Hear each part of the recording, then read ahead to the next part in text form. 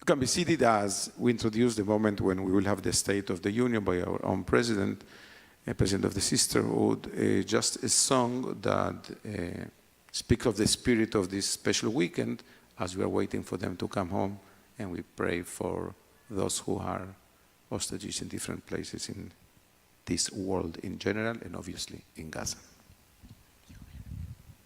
And to add on to what my dad said, I was able to sing this last week for soldiers in Israel. Acheinu kol beit Yisrael, Acheinu kol beit Yisrael, hanetunim betzara, betzara ubashivya, haomdim ben vayam uben vayavasha. המקום ירחם, ירחם עליכם ויוציאם מצרה לרווחה ומאפיה לאורה ומשיבוד לגאולה שתה בגלה ובזמן קריב. המקום ירחם, ירחם עליכם ויוציאם מצרה לרווחה ומאפיה לאורה ומשיבוד לגאולה שתה בגלה ובזמן קריב. Before we introduce our president, when all the ladies of the members of the sister were staying there, I make a joke. I say, you can take over the congregation, which is something that you obviously do all the time with just telling us. It's impossible to imagine Beit Torah without your amazing job. I hope, I never say it enough, but I hope you feel it. No? The clergy, the professionals, we are thankful for your guidance, your leadership, your generosity, all you do. Couple of words about women before Steffi Wallace will give her remarks. Rabbi Jonathan Sachs, when he addresses Parshat Shemot, it's amazing, no? You know that in the Mishnah, when you speak about rabbis, you never say Rabbi Shimon Amar. You always say Rabbi Shimon Omer. He lived 2,000 years ago, but you refer to him like he's speaking now. Rabbi Shimon Omer, Rabbi Yehuda Omer, the rabbis continue speaking. I feel the same with our teacher, Rabbi Jonathan Sachs, and modern Orthodox rabbi that transformed the studying of Torah. So he speaks about the women in the Parsha, and he says, it's impossible to understand the Jewish people without Yocheved. Thank you, Doctor, for amazing remarks and comparisons between the intuition of women and the leadership of women. It's absolutely true. That's it is. So he says, Jonathan Sachs says, impossible to understand Judaism without Yocheved, who gave birth to Moses, and Miriam, who was watching and saying, yeah. Shifra and Pua, thank you, two non-Jewish midwives who said, Ze lo beseder. You know, the first time in the entire Bible that the word fear of God appears is today. And it's who feared God? Shifra and Pua. And what did they do? They say, we are not killing the babies, which means to fear God, listen. Doesn't mean that if one letter is missing in the mezuzah, the house will be on fire.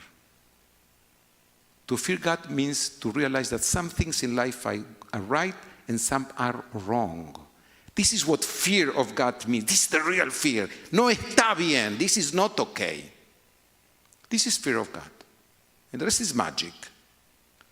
So you have Yocheved, and you have Miriam, and you have Shifra, and you have Pua, and then you have a lady that tradition decided to call her Bitya, the daughter of God, another non-Jewish. Who was she? Pharaoh's daughter, who said, my dad is wrong.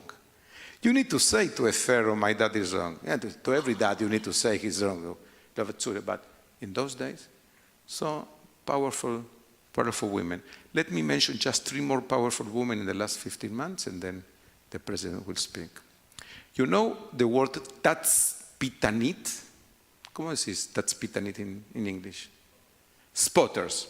You know that 621, when the catastrophe began in Israel, 610, 615, everything is on records and people will go in jail for what I'm telling you now. The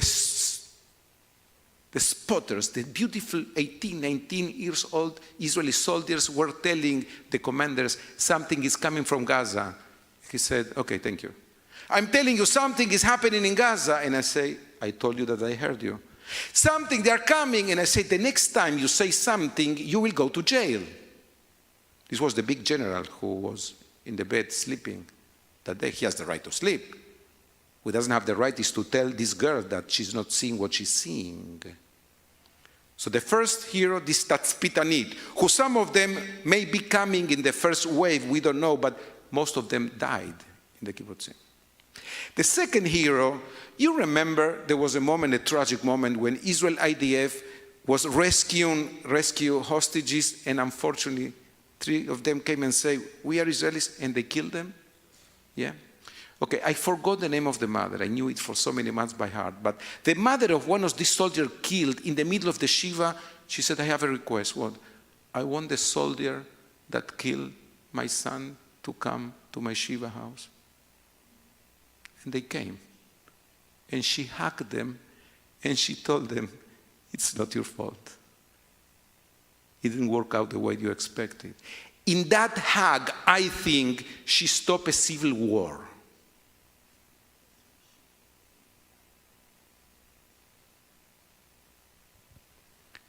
And another hero in this catastrophe is, there are many, but one is Rachel Pauline Goldberg, the mother who converted Hirsch in our son, but she was a tenacious voice going to every place, even this terrible United Nations, and speaking them in the face. And she went and she went and she went and she went. And one day, in the last minute, the son was killed by this murderer, vicious, evil terrorist. So we have these heroes in our Parsha. We have the heroes in a daily Israel, which for me, the heroine is the mother who needs to give a kiss to her son, and he goes to Lebanon and to Gaza. When people say, which president brought back maybe both, maybe one, maybe the mothers are the one who did bring the hostages back. Because they are sending their kids every day. When our kids are in 995, we are shaking if they don't call when they arrive. And this mother, every day, and when they came back for a weekend, they go again and again. Who brought them back? The mothers brought them back. The wives brought them back. Everybody brought them back. Obviously, you need politicians with courage. There's no doubt about that. But don't forget who is playing the game every day. Every day. Correct? Having said that, the heroes in the Torah, the heroines in Israel, and now our sisterhood. As I look out, I am so thrilled to see Rebecca. Rebecca is a new member of Sisterhood, and she's here with her little one. Welcome, Rebecca. Sisterhood is often referred to as the heart of Beth Torah, as we have had our hands in most things that occur here.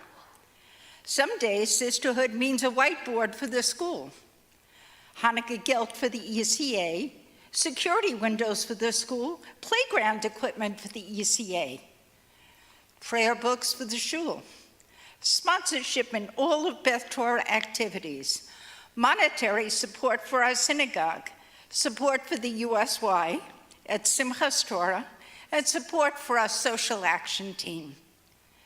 Sisterhood stands proud to be included in the Beth Torah Board of Directors and take part in the decision-making for the congregation. Sisterhood is and has always been ready to serve in whatever capacity is needed, from stuffing envelopes to wrapping bar and bat mitzvah gifts. And yes, Sisterhood's presence is felt at each bar and bat mitzvah with a sponsored gift of candles and kiddush cups. Whenever there is a birth and death, we acknowledge the family by sending a golden card. We are everywhere. We are Beth Torah. Our fundraising depends upon activities such as birthday and anniversary grams, where for $2, just $2, you can send a message letting the recipient know that you remembered them. The responses have been outstanding. I have gotten calls from people who've said, I can't believe that you remembered my birthday. What an incredible thing. The letter and cards that they receive from Sisterhood makes such a difference. 3 times a year, we sell flowers, which are an incredible addition to your holiday table. Prior to Rosh Hashanah, we sell honey, which arrives in people's homes with your messages of love for the new year. And these boxes of honey can go all over the world. All you have to do is let us know what's the right zip code, and we'll send it right to your loved one with your signature. Once a year, we sell Mahjong cards, and soon we will be selling our famous Hamantaschen. In addition, we have game day coming up as a wonderful participatory day of gaming and a fabulous lunch. Some of our other activities have and continue to be karaoke, paid-up membership brunch, women's Seder, and yes, Pink Shabbat and Sisterhood Shabbat. Sisterhood is so much more, as we are part of what is known as Women's League for Conservative Judaism. Women's League is a worldwide organization making sure that conservative Masorti Judaism is alive and well across the globe. Torah Fund, the fundraising arm of Women's League, raises money to help support programs, student scholarships, and Jewish theological seminaries in New York, the Ziegler School of Rabbinic Studies in Los Angeles, the Schechter School of Jewish Studies in Jerusalem, Seminario Rabbinico Latino America in Buenos Aires, and Zacharias Frankel College in Potsdam, Germany. We at Beth Torah proudly present our clergy. We are proudly to be represented by our clergy, all of whom have graduated from these seminaries. After all, that is where rabbis come from. Sisterhood is you, sisterhood is me. Sisterhood is all of us who strive for the continued success of Beth Torah Benny Rock campus. Thank you. Shabbat Shalom.